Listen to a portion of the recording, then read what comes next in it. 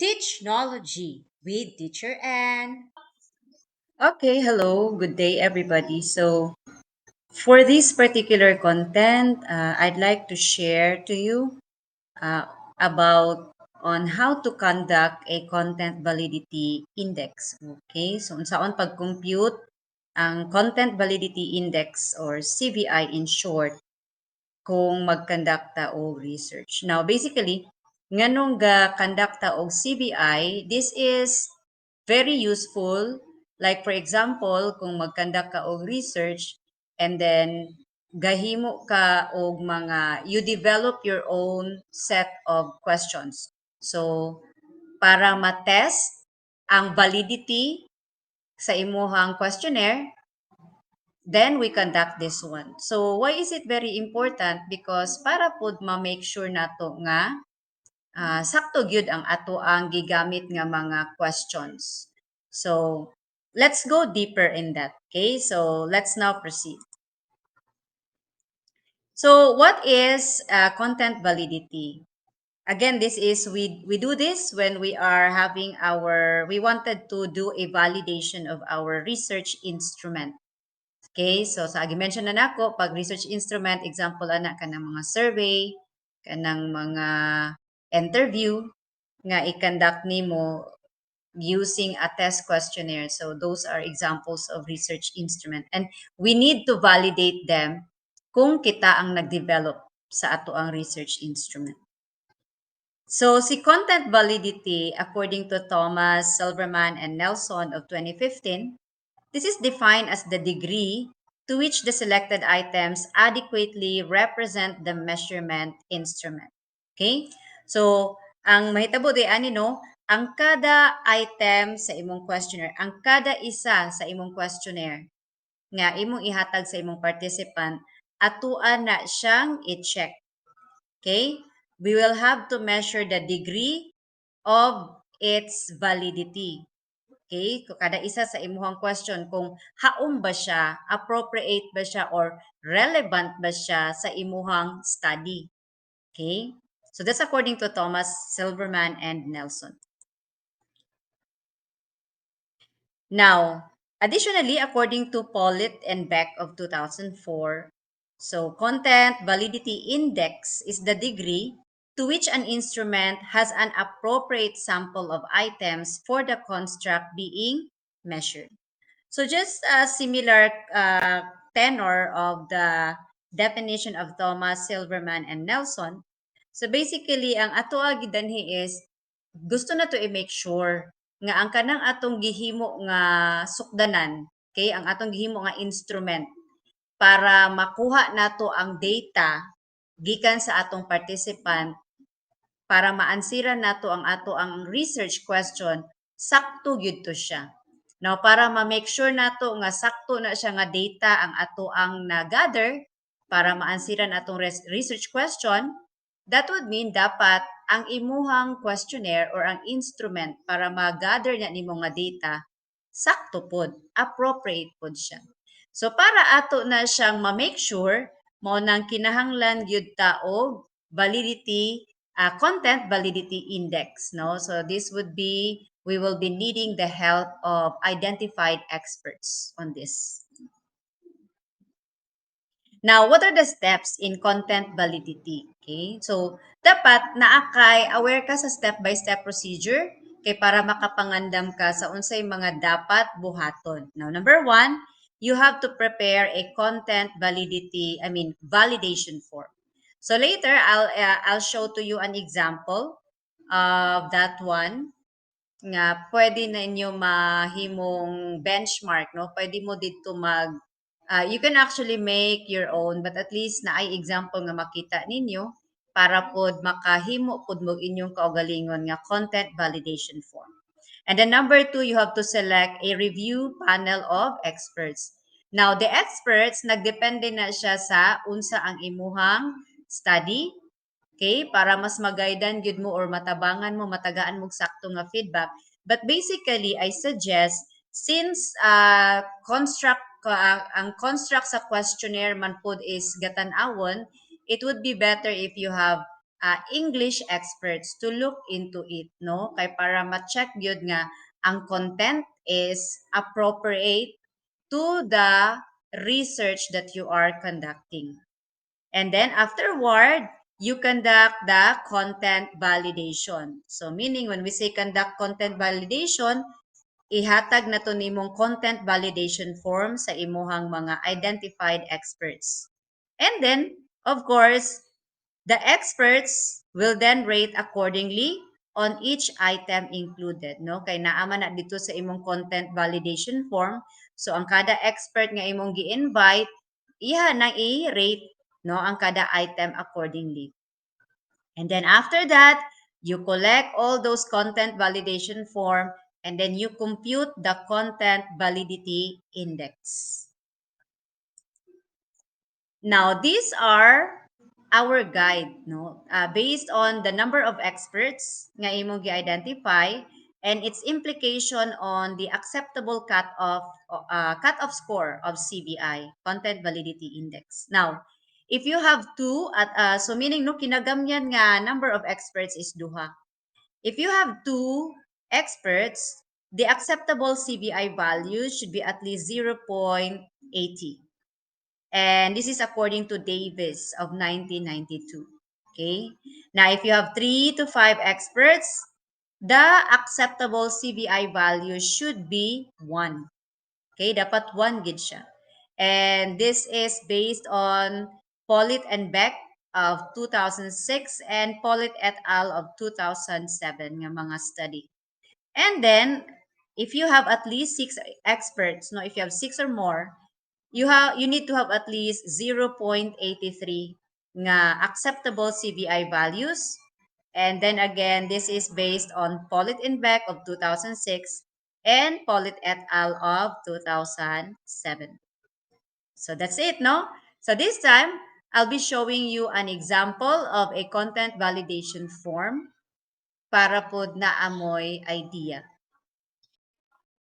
Alright, so this is now the content validation form sample na akong i-share sa inyo. So basically with this content validation form, na atay title sa instrument, no? So as a researcher, pwede na nimo titulan unsa na siya nga instrument.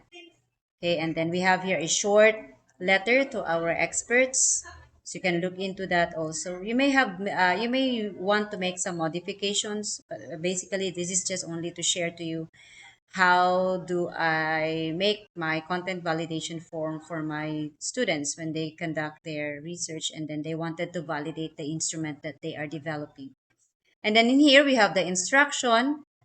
So in here, this is very important, okay, because basically the expert, when they evaluate when they do the evaluation, what I reflected here is that they will rate the questions based on the degree of relevance as well as the degree of clarity. But basically, they will rate first the degree of relevance. So pag naka-rate sila sa degree of relevance for that particular question as 1 or 2, they are not necessarily required to rate the clarity because basically 1 or 2, I mean, as a rating simply means that the question is not anymore relevant. So there's no need for you to look into the clarity. So in here, these are the scaling for the degree of relevance. When we say 1, this means that the item is not relevant. Okay, so it has to be changed. 2 also means the item is somewhat relevant to the measured domain. Okay, 3, it is quite relevant. And then 4 is the item is highly relevant. Now for the degree of clarity, when we say 1, it means the item is not clear. And 2, the item needs some revision. 3, the item is clear but needs some minor revision. And then 4, the item is very clear. So the table looks like this. No, we have some sample questions here. So each of these questions is being rated by the expert in terms of relevance and clarity. So both of them, the scale is from 1 to 4. And again, these are the guide of that. Now we have also here remarks so that the expert can have additional instruction or feedback on each item based on how it is being rated by the expert. Then after that, Of course, you may ask your expert to write their name and affix their signature together with the date. When did they able to accomplish this one? And so you will be collecting all of this form from those identified experts nga imong gipili. Now, basically, in terms of choosing who are the panel of expert, that depends on the nature of your study, and of course your teacher or the teacher will be helping in identifying who are the appropriate panel of experts nga pwede duulan sa researcher para mag-validate sa ilahang instrument. So that's it for the content validation form.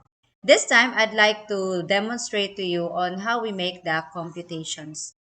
So in here, we have this sample nga ato ang i-compute, no? So kung ato ning sabton, ang first column are the questions. This one is a general template. So kung makita ninyo, wala specific question nga gibutang, but basically, you have here as your question 1, this is for your question 2, and if you can see, we have 10 questions to compute here. Okay? And then another thing is, naatay tulo ka experts. Okay? So naay tulo ka expert nga ato ang gipangayuan sa ilahang expertise nga mag-validate sa ato ang questionnaire. Now, the first column is the rating of the expert. By the way, kani nga mga rating nga atong gina-compute is coming from relevance. Katong clarity, dili na nato na siya gamiton pag-compute. The rating in the clarity is just only a guideline for the researcher. Kay there are some cases nga relevant ang question pero kinahanglan lang siya i-revise kay medyo dili klaro. Okay? So, mora na siya ang purpose gyud ni clarity. To make it sure nga relevant ang question at the same time clear ang question. So, but in here, as I have mentioned, what you're going to compute only is the relevance. So, kani nga mga value, okay? Kang expert 1 is for the second column, column B. Kang expert 2 is ang column C, and for expert 3, you have column D. So in here, under sa expert 1, ang pasabot ani sa relevance nga scaling, sa question 1, naghatag siya score nga 3, sa question 2, 4, sa question 3, 4, and so on, no? So ang ato ding buhaton ani, isulat nato pila ang scale nga gibutang ni expert. So muna ang mga scale nga iyahang gibutang sa questions, sa kada questions in terms of relevance. Okay? Now, in here, for expert 2, we can also see nga mo ni iyahang mga scale sa relevance for each question. So, question 1, 4 ang iyang score. Sa question 2, 4. Question 3, 4. And so on. Okay? Until naaka sa question 10. Likewise, with expert 3, mo ni siya ang mga, this one here, muna iyang mga ratings in terms of relevance. So, in question 1, naatay 4, iyang gi-rate. Sa question 2, 3, and 3. Sa question 3, nakita nga 3. And more gyapon, sumpay-sumpay na siya, no? So, that's it, no? Na-encode na nato ang ilahang mga rating sa kada question. The next one here is to identify or determine the number of agreement.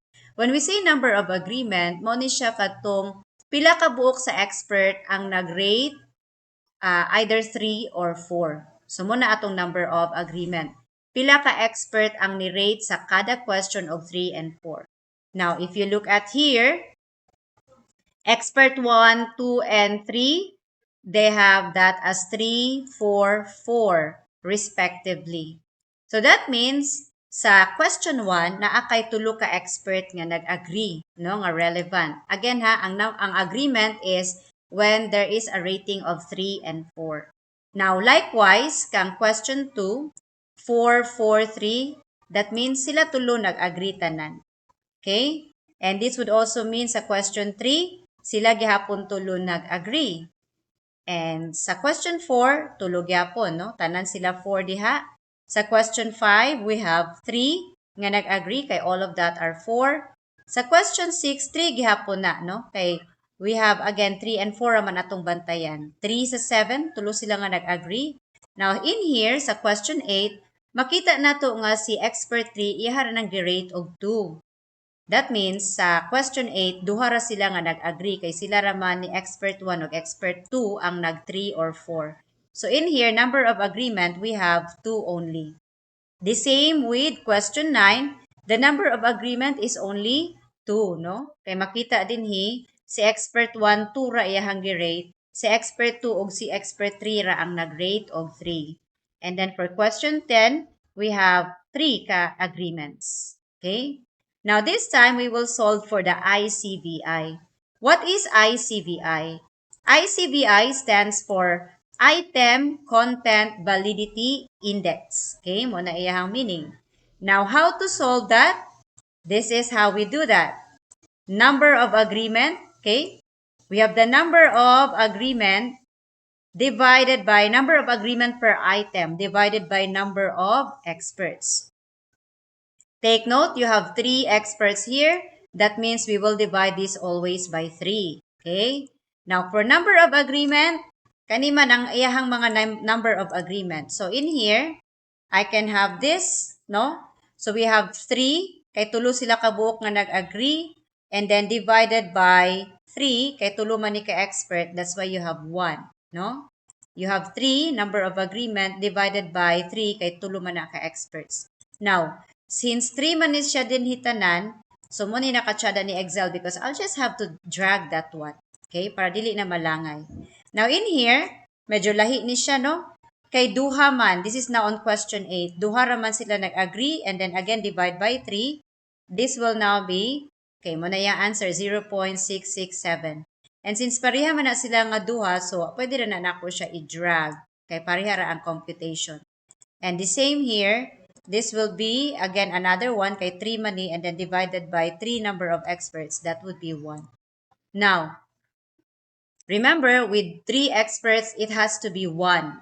So, basically, ang but pasabot ani, tungod kay ang iyahang item content validity index is less than 1. That means, question 8, no? Kana si question 8 o kana si question 9, kinahanglan na siya ma-revise. So, i-highlight na ko siya. Kinahanglan na siya ma-revise kay below siya sa 1. Okay? But anyway, for the purpose of the demonstration, let's continue computing. Okay? We will now get the SCVI. SCVI means Scale Content Validity Index. No? Muna iyahang meaning. And how to get that? Get the average of ICVI. Kwaon ang average then So, since I am using Excel, I will just use the formula. So, I'll have equals, and then I will type the average, and then parenthesis lang dayon ko, and then I'll have to highlight them, tanan from question 1 to 10, and then close parenthesis, and that's it. I have 0.933. Now, if you don't like to use Excel, you just simply have add all of this, add na sila tanan, and then divided by 10. Kaya ang total of item is, we have here 10 man ni kabuok, no? Napulo man na kabuok din ha. Now, again, ang imong SCVI is less than 1. So, bikil gihapon siya. And because, again, this is expected, tungod kay diri pa lang daan, na kay duha ka question nga, wala siya wala ma-meet ang cut-off. Okay? So, basically, ma-connect na siya diri, na siya effect na po. Now, how about total agreement? Total agreement is katong pila ka buok ang tanan sila expert nag-agree. Okay? Now, since tulo man atong expert, meaning, ihapon nimo diri pila ka buok ang 3. Kay, meaning, sila tanan nag-agree. So, in here, we have 1, we have 2, 3, 4, 5, 6, 7, and 8. So, na ay 8 ka question, no? But pasabot, there were 8 questions nga ang tanan nimong expert ni agree nga relevant sila. Okay, so you have that. Now, next is the UA. UA means Universal Agreement. To solve for the Universal Agreement, you simply have to get total agreement divided by total item. So that means, mamani atong total agreement, just an equal sign, basta mag-solve ta sa Excel, no, equals good. So 8, and then divided by total item, so that's divided by 10. Okay? And you have that. So as you can see here, since naamantay duha ka item nga wala nag-1, tanan pud ni diri nga indicators are not able to meet the minimum requirement nga dapat 1. And this means nga kinahanglan i-revise sa nimo mubalik ka sa imong mga experts, i-revise ang question 8 and 9, and magpa-validate na pug ka sa kaning duha ka question, mag-recompute na dayon ka sa tanan na pod para mahimo na siyang 1 din ha. Okay? So that's it for this particular content, video content. And I hope this content is able to help you do your research engagement better. Until our next session, have a nice day, everybody.